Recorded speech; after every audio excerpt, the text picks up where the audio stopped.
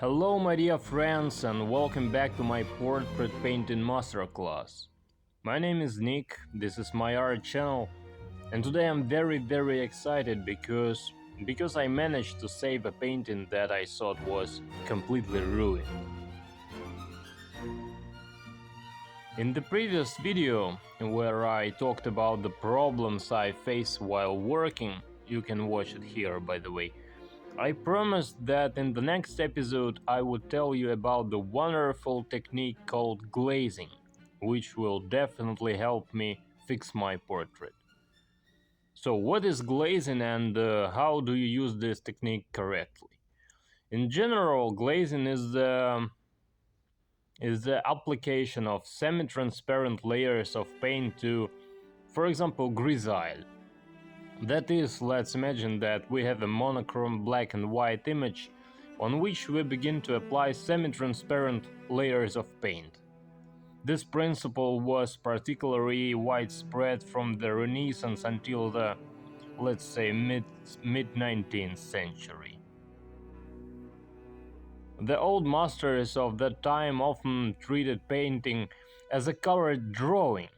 That is, first a reliable foundation was created, underpainting, grisaille, it doesn't matter, and then it was covered with pigments. If you have seen my previous videos, you already know that I work mainly in this technique, paying special attention to the underpainting, because it greatly facilitates my work process in the future. With a good high quality underpainting, I can focus entirely on creating a color image. Now you can see a visual demonstration of this fascinating process on your own screen.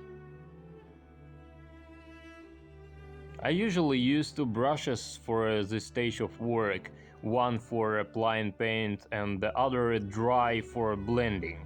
I like to make smooth transitions, especially in portrait painting. Sometimes, as you may have noticed, I even use my fingertips to achieve maximum smoothness in the transitions. By the way, this reminds me of the sfumato technique used by the great Leonardo.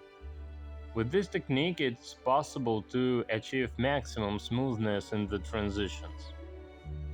When scientists, for example, examined Leonardo's painting using X-rays, they couldn't find a single trace of a brush or a single stroke, and that's because Leonardo used his fingers for blending.